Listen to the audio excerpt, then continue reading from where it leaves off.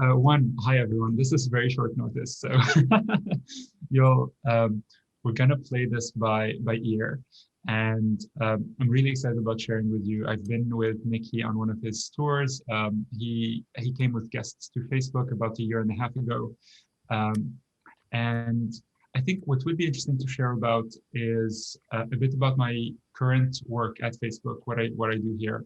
Um, a bit about what I do besides Facebook. I'm a poet outside of Facebook, and what might be interesting to some of you is that, or at least those who are interested in the tech angle of things, is that um, I guess I'm what's called a crypto artist or a crypto poet, as in some of my poetry is going to be sold on the blockchain um, uh, as an NFT, a non-fungible token, and I can talk more about that if you're interested. Yeah, NFTs rock. Cool. Awesome. We're on the same page. They definitely do. So I can talk more about NFTs, but let me maybe start with Facebook and what I do here. So I've been at Facebook for 4 years now, and for the last 2 years, I've been on virtual reality. It's been an amazing ride, and honestly, a privilege to just be part of an industry that is being created as we built it. It's just fascinating to come to work and realize that every device that is being sold is literally opening up a new world and a new market. And that this might be the equivalent of whatever happened with computers, 20, 40, 20, 30, I don't know when that was, but basically building the new computing platform. And I'm privileged to be the product manager supporting a team of engineers and designers working on the operating systems UI. What that means is whenever you update your iPhone from iOS 11 to iOS 12, there's an entire team that's dedicated to making sure that that new interface actually brings improvements to your experience on the device. That's what my team does. We're invested in creating new navigation paradigms in VR, and it's a bit tricky to even start thinking about it because until now we've been focused on 2D, and so all of our gestures are basically ones that either open screens, we can swipe, we can put pressure on things, and so that screen can do a few things, but we're really limited to 2 dimensions here, and how much of our finger basically, how much our finger can give information to something that is a square surface.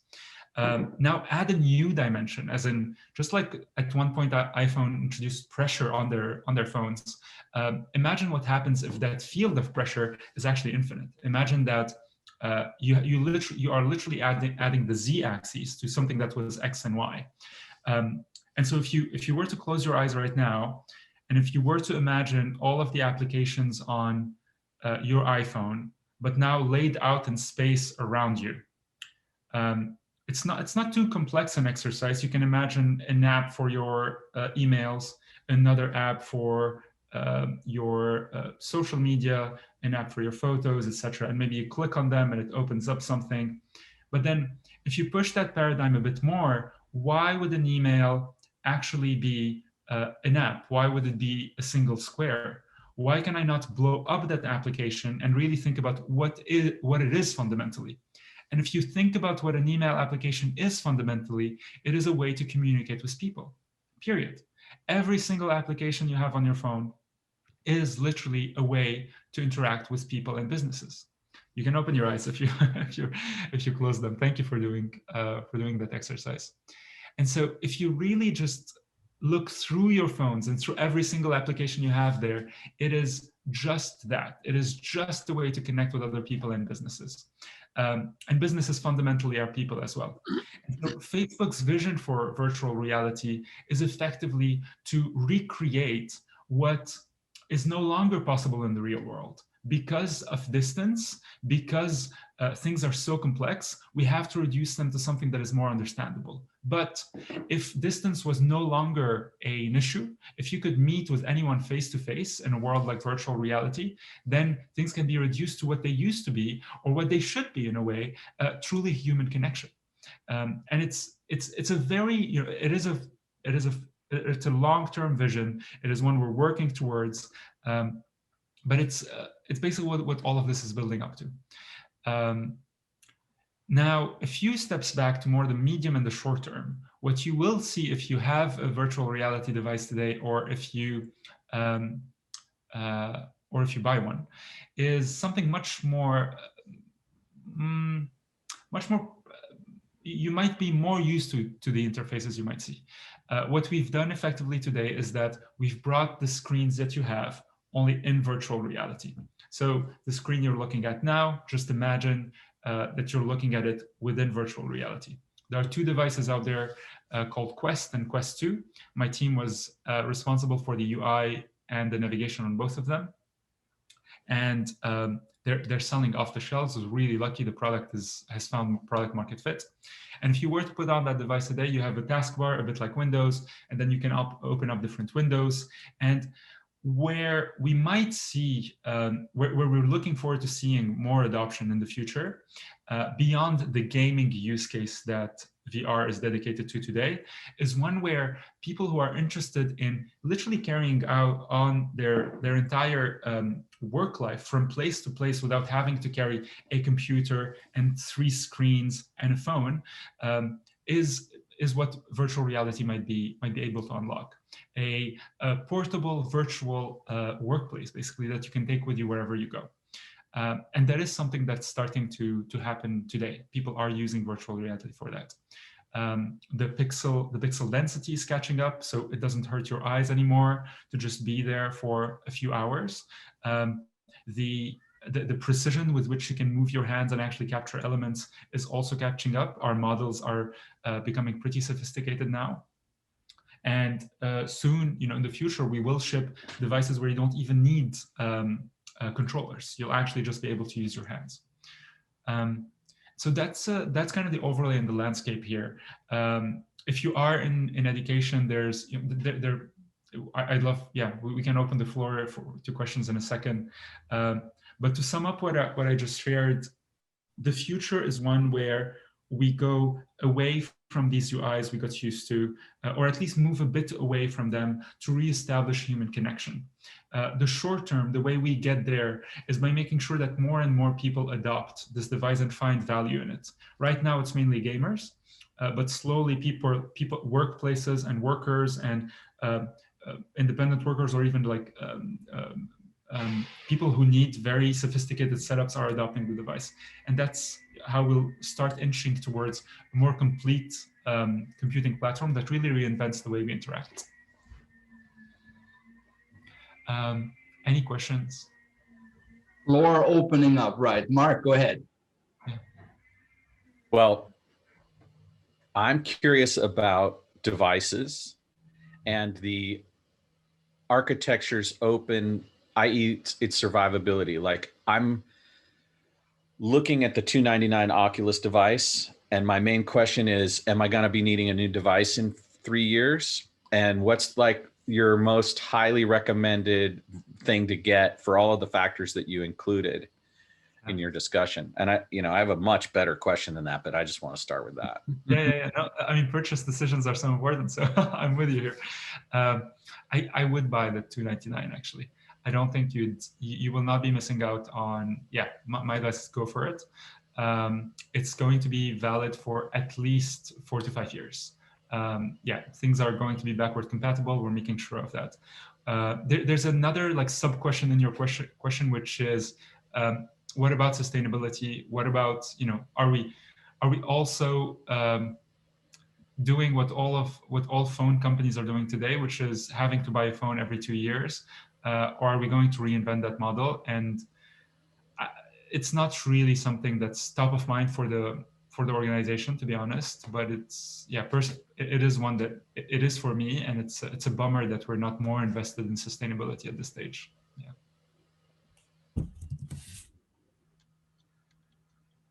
And we upgrade the iPhone every year, and that's twice as expensive, if not 3 times as expensive. Yeah, it's like I have literally 2 of them here. It's Niall, go ahead.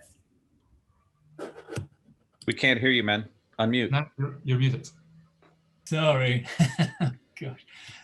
Through Nikki's recommendation, just before Christmas, I bought a Quest 2 actually, and it's tremendous. And I would say to Mark as well, it's definitely worth the investment.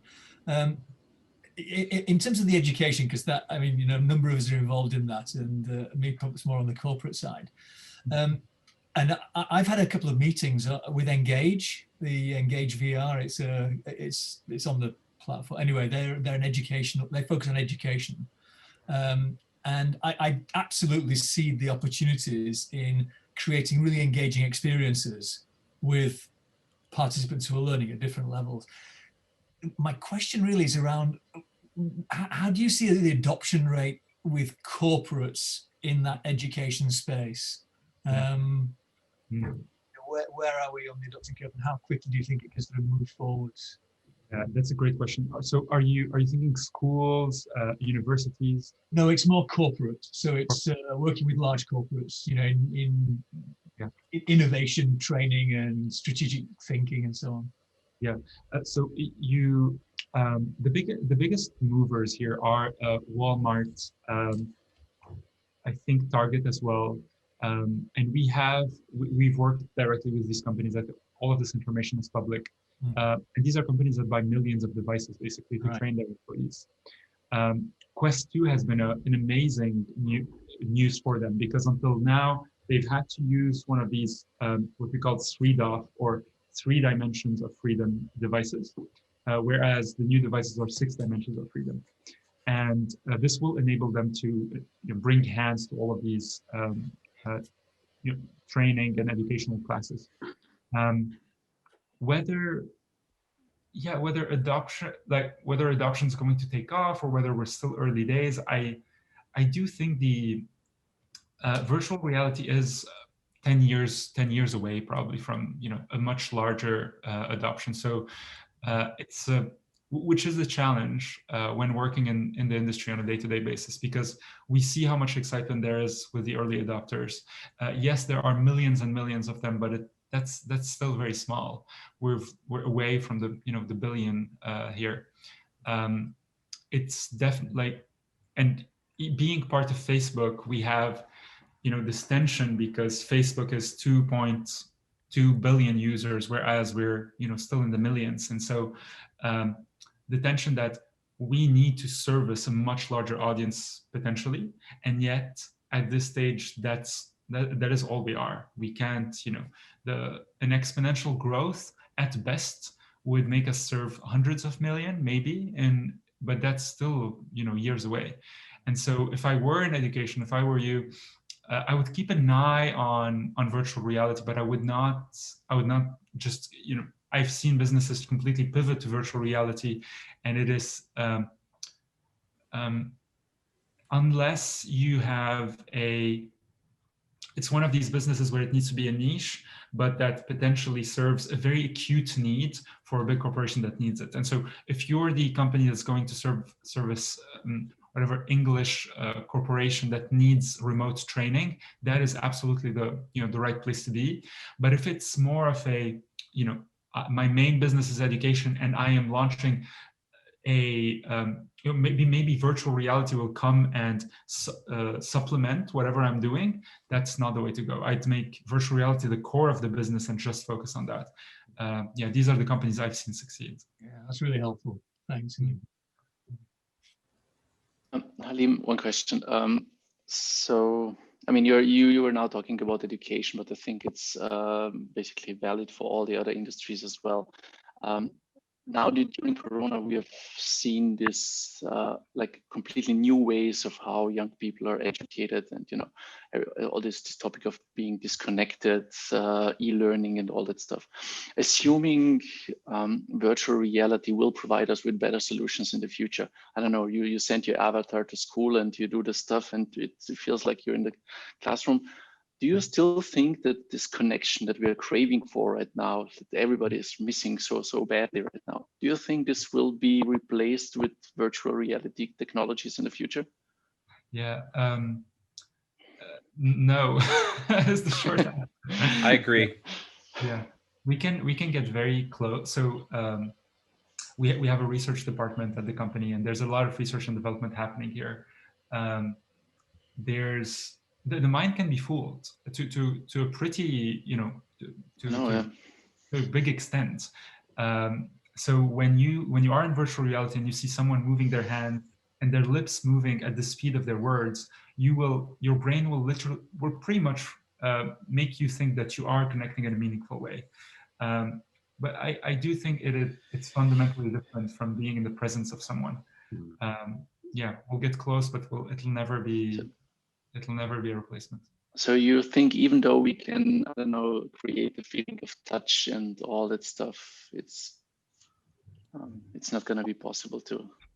No, and so my answer is an absolute no. Like, this is just like logically and physically a very different experience. However,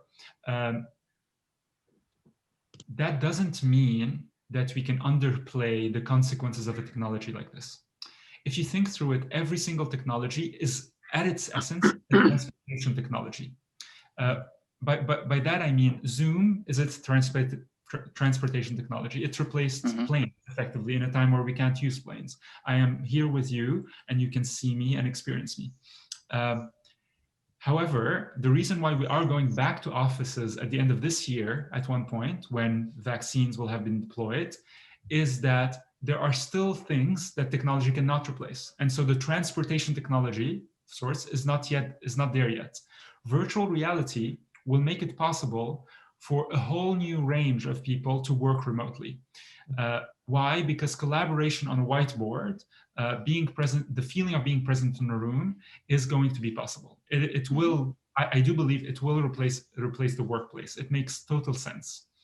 The thing is, it won't replace presence with family or interactions with friends. There are connections that are too intimate to be replaced by a technology like this. One might connect with a friend who is in Abu Dhabi and that I see only once every 5 years, more often, but I still want to see them. I still want to take a plane and see them. And so for things like work, where the kind of the intensity and the depth of emotion, unfortunately, is not as valued as with intimate connections, I do see the virtual reality actually taking over. Why would a company still pay for a lease in 15 years? Yeah. Would be my question at this stage. Mm-hmm. Yeah. Can I jump in, Halim, for a second? Yeah. One of the experiences I had when I was working at Lucasfilm was that there were really hard scheduling things to overcome. And questions would be present on email that were unanswered, that were critical to the different pipelines that we had going. And I would find myself at the salad bar next to the key constituent. And within 3 minutes, I have asked the question and it's been answered and it's been moved through the pipeline. So is there a way that you're looking at this in that context of the sort of random encounter aspect of virtual work? Yeah, it's such a good question. And the answer is no. We haven't gotten to that level of sophistication. Like, are we making sure serendipity is factored into our development? The answer is no right now, unless these virtual workplaces we're creating, people take the initiative of walking around rather than taking off their devices and going to actually eat lunch at their place.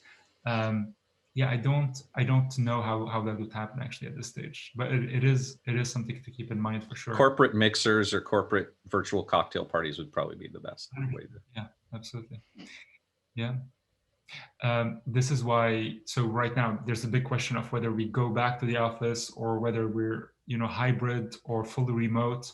I'm opting for fully remote, for instance, but I know that a lot of companies believe that Google especially, that the innovation comes from physical encounters, these random encounters.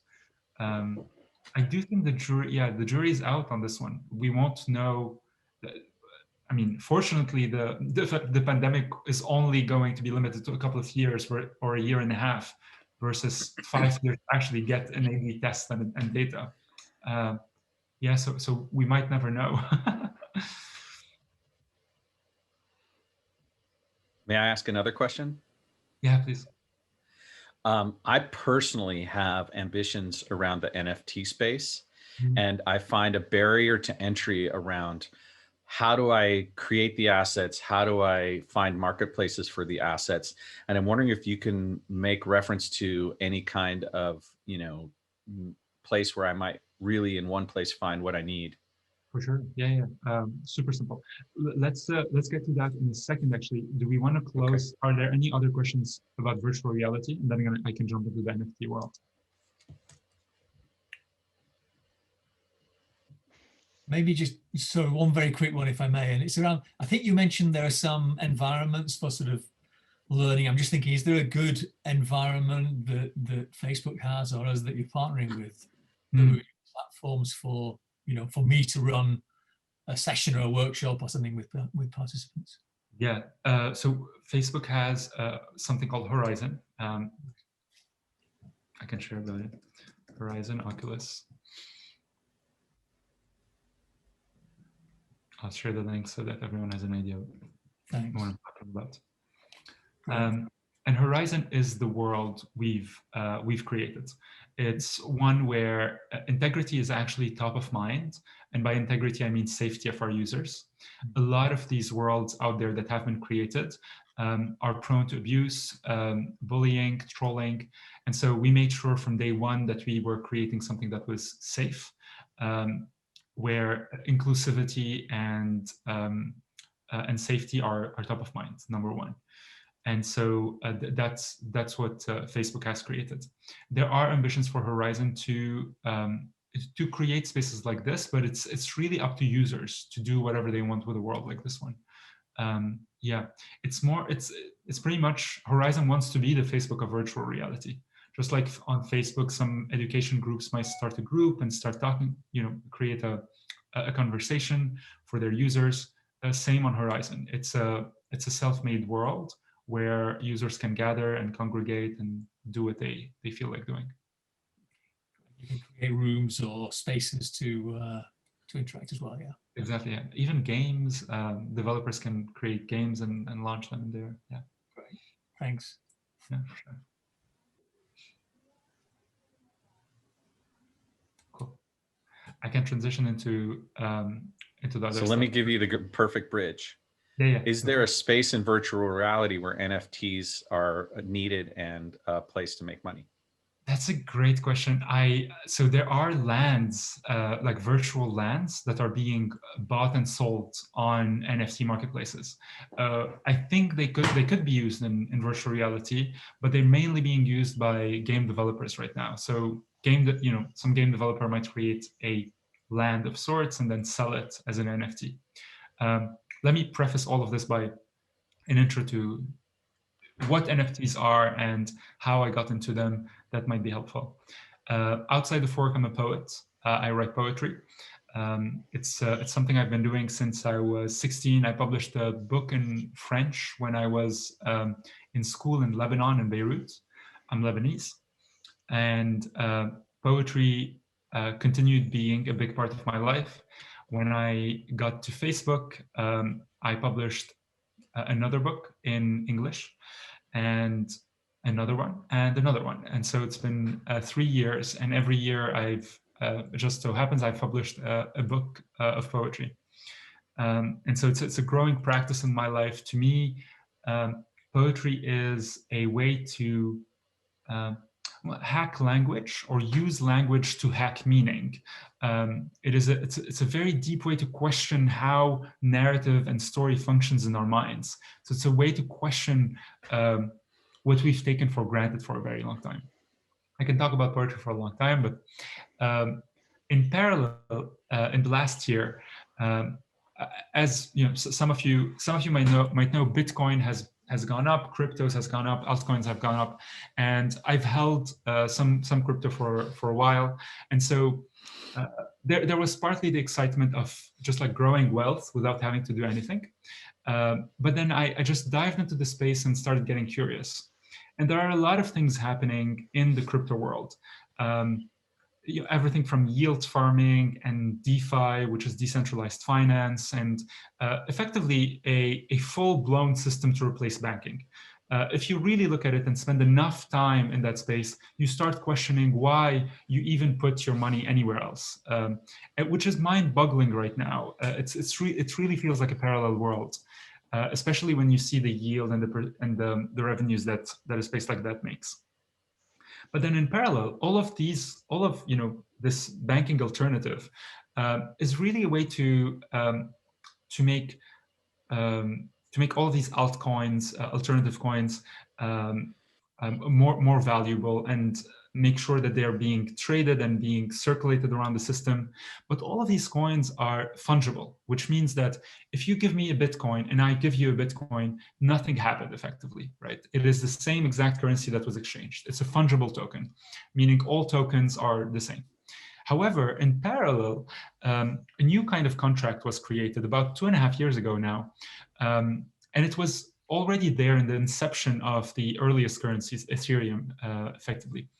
And so these smart contracts are non-fungible. What non-fungible means is that if I give you an NFT and you give me an NFT, it's quite possible we've exchanged something that's completely different. I might have given you a Warhol and you gave me a Schumann or something completely like a piece of music, right? So these NFTs are effectively a contract that stands one-to-one with an asset. It is backed by an asset. It doesn't have to be a real-world asset. It can be that asset can live in the virtual world. And so that's how that is what NFTs are for short. And on the surface of it, it might feel like a very small innovation. What did we do really besides just put whatever we had in the real world in the virtual world, a contract that says now you own this thing, and then we just put it in the virtual world. But the reason why NFTs are so huge is because they're effectively taking out the intermediary in a world where intermediaries have been essential for such a long time.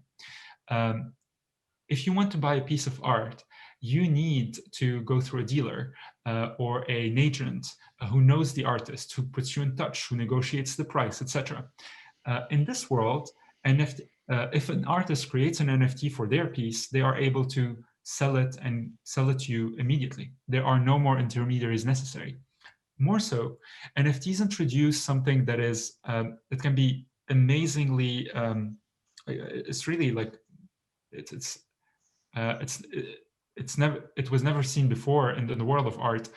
NFTs can introduce laws or rules, whereas if the NFT is resold to someone else, for instance, the artist, the original creator of that piece can get a royalty, so 10%, etc., which is amazing. It's really increased the incentives basically to create NFTs are huge. And these rules can be made more complex, as in for my poems, for instance, whoever buys an NFT of that poem that is going to appear in the book is going to get a percentage of the revenue of the book, right? And so rules like that can be created, which were really not made before. Think a bit about that example for the poem. So I have a Kickstarter campaign going on right now, and it funded and things went well.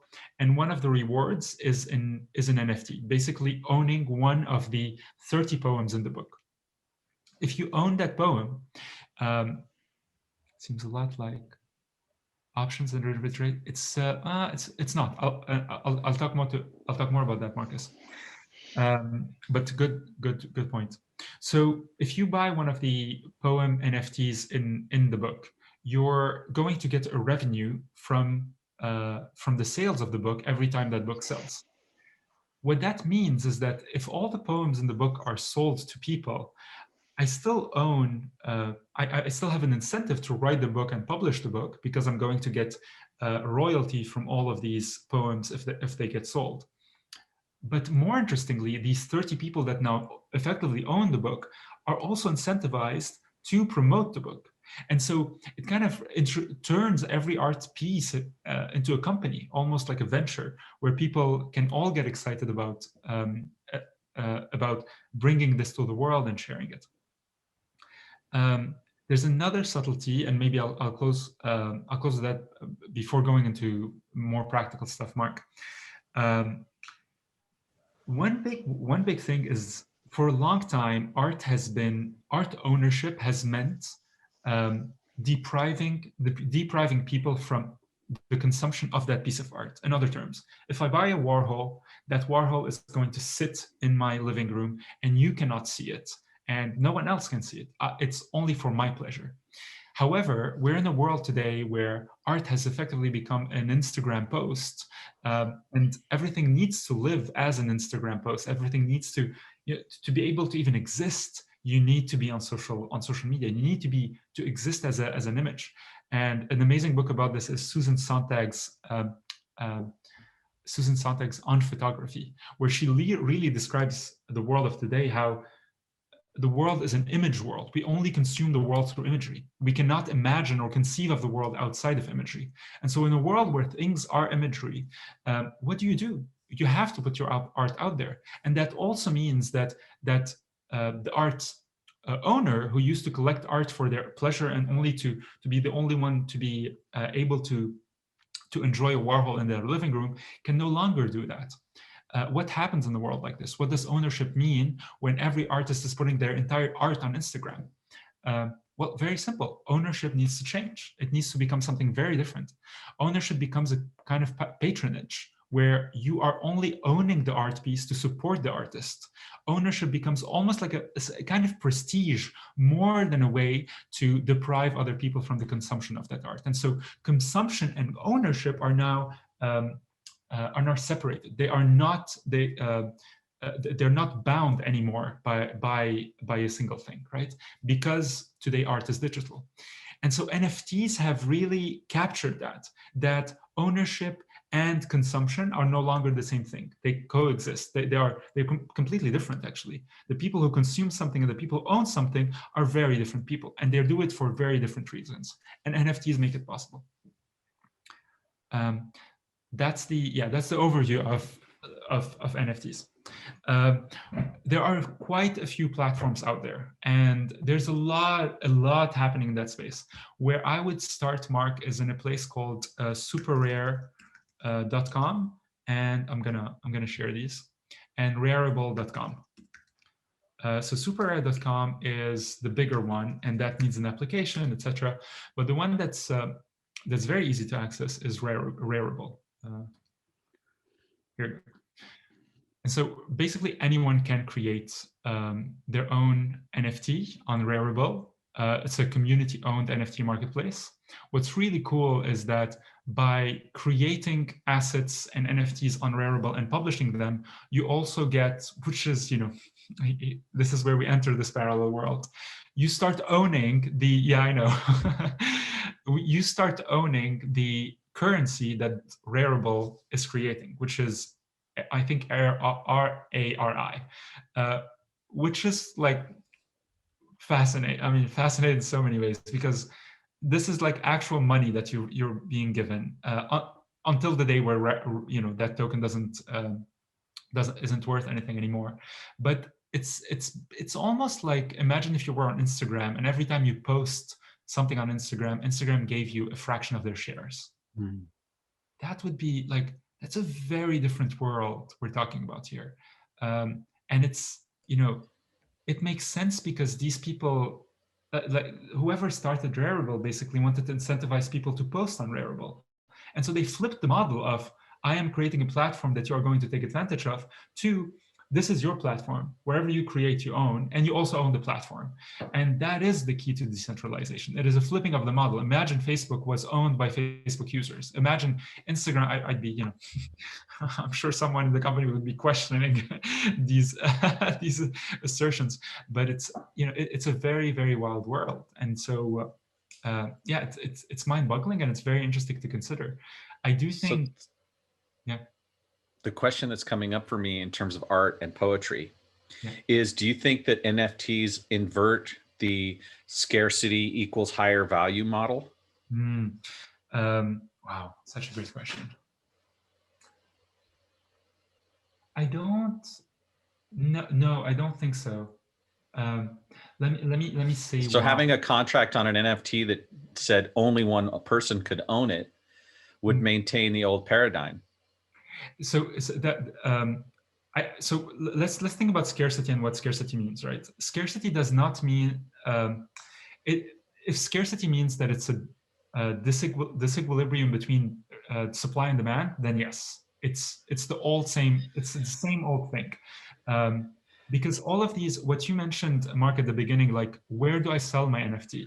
Well, the people making money on NFTs are people who have huge followings. The typical example is Beeple Crap.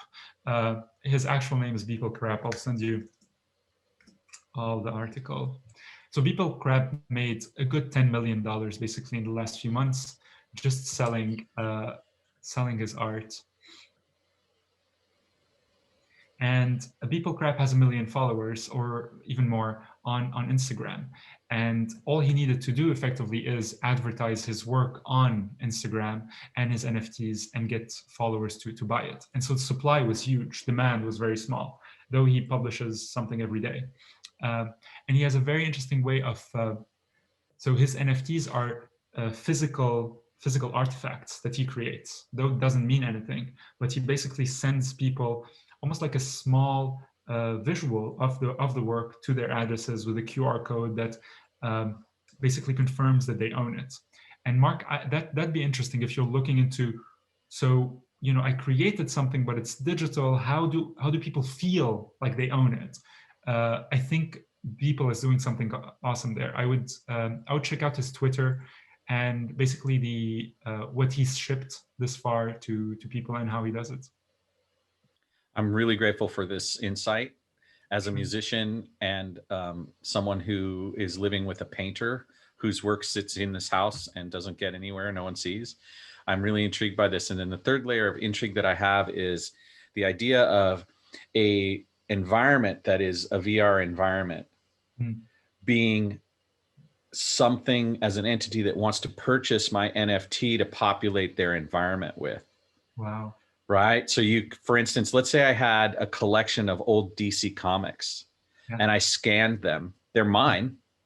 I have the right to scan them. And then I could sell that to an internal environment as Mark Wentz DC comic collection that someone could go into my virtual space and read. Right. And then to get into my library costs 50 cents or whatever. Right. Like this, to me, there's this incredibly vast potential for entrepreneurs in this space because the world is being constructed as we go.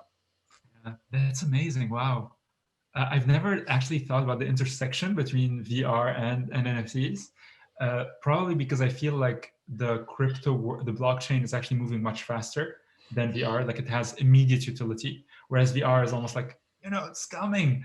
But yeah, in use case like this, it's kind of like putting a limitation on the NFT in a way. But I just see these things are visionary to me. I just see these intersections. And I've sent you my contact information. I'd love to continue this dialogue with you and talk about what we're both up to and continue to grow. I also have some other product launches I want to do.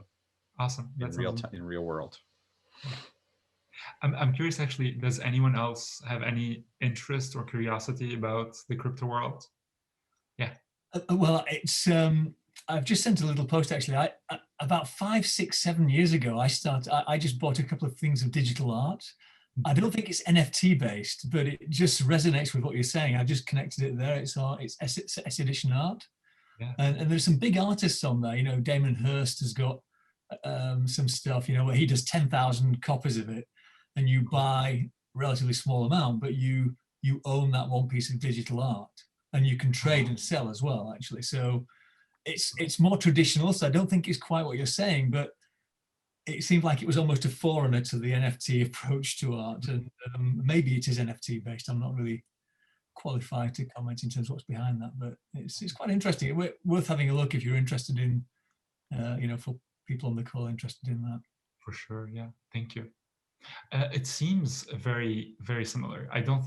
You're right. I don't think it's NFT based, but the model is the same. Yeah. Also hints at the fact that all of these new platforms, this Rarible, which I just sent, they are borrowing existing models. They're just using a contract that is much more fluid in a way, much more adapted to these times. It's web native. This is a contract that that was not imported from the real world. It started on the internet. Yeah, exactly. That's really fascinating. I'm going to look into those that you posted for sure. We're getting to closer to the top of the hour. Deep and Fast is your Kickstarter project. Yeah. Do you want me to talk more about that?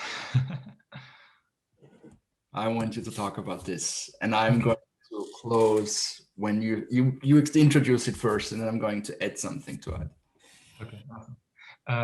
So Deep and Fast is my latest poetry book, and the title came from this last year and the experience of really living in a world that is very slow and shallow. Everything is moving slower. All relationships feel much shallower. And realizing how much we crave a deeper connection and how fast we want it. And Deep and Fast is, is a wink at several things. If you're in America and you've experienced Europe, or lived in Europe for a while, you can, the difference is quite clear how much faster and deeper this country goes and wants to experience things. American movies compared to European movies, for instance, just go straight to the emotion and the feeling, whereas European movies almost dance around it. And so it's experiencing this country has been one where it almost feels like comparing Hollywood to a slow neighborhood in Paris. I lived in Paris for 7 years. And so this book came from these observations, just this, living in this country and seeing how it just invites that urgency. And so the entire book is basically a testament to the urgency of connection, how fast and how urgently we want to connect. And really sitting with that and just observing what does this mean in our everyday lives. The book is structured around questions. The title of every poem is a question. And the answer is one that is tangentially related to the question. So it's always a way to think about what does it really mean to answer a question. If I were to ask you, where do you see yourself in 5 years? Or what are the moments where you love your partner most or your parents most? To answer that question is to answer every single other possible question in the universe, because every question needs to be prefaced by so much more. I need to know you essentially to be able to understand your answer. And so the poems are a way to say how complex we are and how complex every answer is. And that's why it's deep and fast, because if you ask me where I see myself in 5 years and I tell you I'll have launched an accelerator that is at the intersection of art and technology, you need to know that I've lived in Paris for a long time and that I grew up being very influenced by French writers and French poets, and that my mother plays the piano and writes poetry. And all of these things are so essential to even introducing that idea. You need to understand my history and my heritage and my ancestry to start understanding where my future is headed. And everyone has that complexity inherent in every single word and every single answer they give to any question. And so that's where the concept of the book comes from. Yeah, that's the TLDR. Thanks, Nikki, for asking. So all of you, I posted it in the chat already.